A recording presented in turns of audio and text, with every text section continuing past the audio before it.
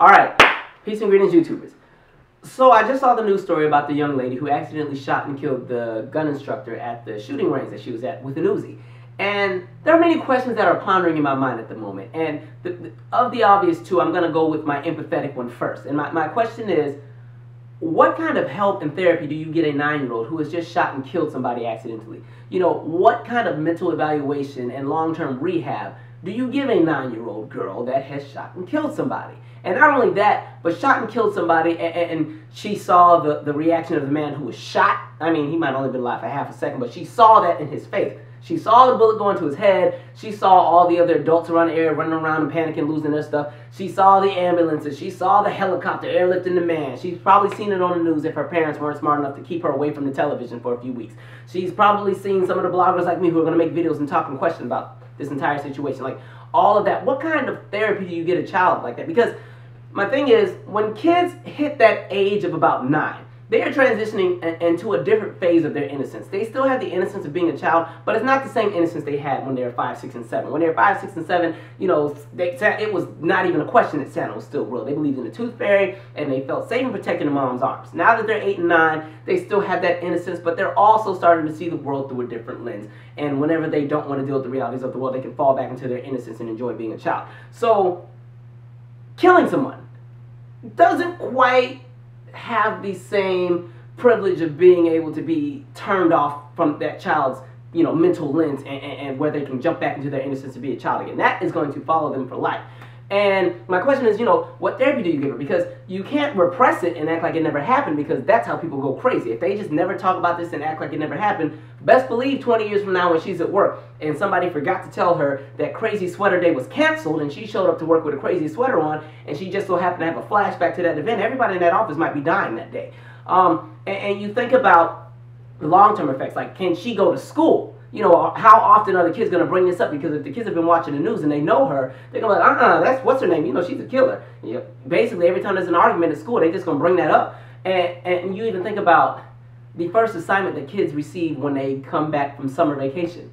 What did you do this summer? Draw it on a piece of paper. And my question is, what does that girl write on her piece of paper? So clearly, the question is like, does she have to go to homeschool? And what if the instructor had kids that go to the same school with the girl? You know, talk about some fights at recess. It's just a crazy incident for a 9-year-old to have to deal with. Like, death is traumatizing. Hell, I remember I was in kindergarten, and this is very simple and very elementary, but I was in kindergarten, I was like 5. We went on a field trip to some farm, and we were in a chicken coop. And the farmer, for some reason, like an idiot, decided he wanted to let us hold the chicken eggs. And these were not the eggs that people would be eating. These were actually the fertilized eggs. Like, the rooster had fertilized them. These are going to actually turn into chicks. And it was my turn to hold the egg. And I don't know what happened. I don't remember. I don't know if I sneezed, if I slipped. Long story short, I dropped the egg. And when the egg hit the ground, the image I saw, you know, I saw what was supposed to be a baby chicken's head, the legs, the eyes, a piece of a wing. I saw it all. And it freaked me the hell out. I started crying. The entire class saw it, so all of them, and we're all 5.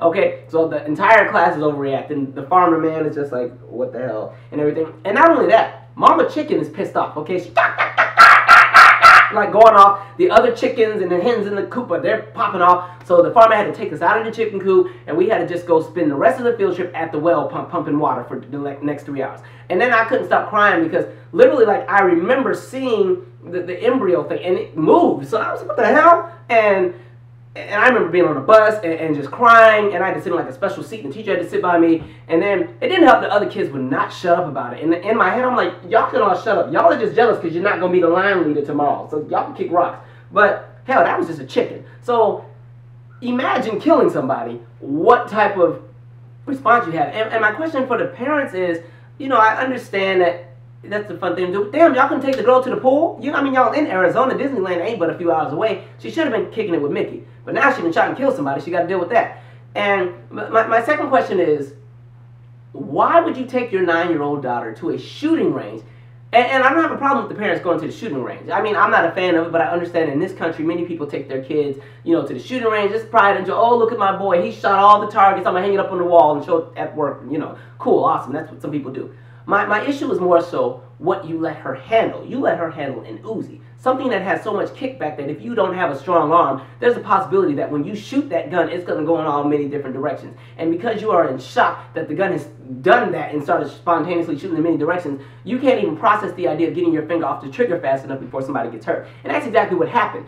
So, you know, you couldn't take her and let her handle one of the smaller little rink-a-dink guns that they used to rob the stagecoaches with in the John Wayne movies. You just went straight to Grand Theft Auto Vice City, The Sopranos, The Godfather on her, and just got her one of the big boy guns. Like, really? Talk about Parents of the Year. By the way, give us, hey, remind me to send them an edible fruit arrangement so they can get the Parent of the Year award. Your certificate's in the mail. And I know a lot of people are going to be like, well, maybe that's kind of on the instructor. But I'm like, even with the instructor, I feel like there had to be some parental consent to even let her use that type of, or let her even handle that type of weapon. And another question, I don't know this because I'm not that familiar with guns, but there wasn't a possibility that they could have used blanks with an Uzi. Somebody answer that for me. Maybe I'm wrong, maybe I'm ignorant in that. I don't know how that works. But, you know, if you have a 9-year-old, you would think that maybe, you know, let's give you the kiddie special. You're going to get the blanks, okay? You're just going to hear the sound effect and you might get a little piece of something to come out. But we're not going to use real bullets. That's crazy.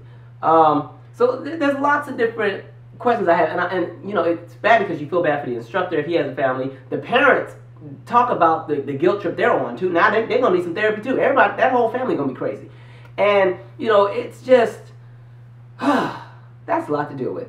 That poor girl, you just have to think like with therapy, everything that reminds her of that incident is going to freak her out. She can't go to Chuck E. Cheese no more because they got the little games where you can shoot. She can't go to laser tag. They can't even play cops and robbers at recess or in the neighborhood during the summer. It just ain't happening because she together up here. Look. That's crazy. Anyway, share your thoughts, share your opinions. Hopefully everything works out for everybody involved. And by the way, as far as the history of the shooting range, they, from what I read, you know, they have no history of any prior incidents. The shooting instructor had no incidents and everything. You know, it's kind of like a freak accident. You know, I understand that it was not foreseeable for, you know, this to happen. As a parent, you're probably thinking, okay, well, this is the instructor. Everything's fine and dandy. She's good. She's good. Go on and show daddy how you do it. And she really did.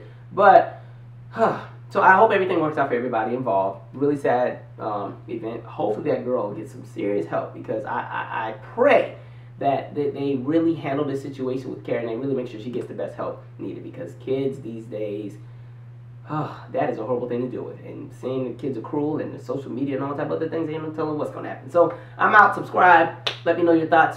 And somebody answer that question about the blanks with the Uzi. All right, I'm out.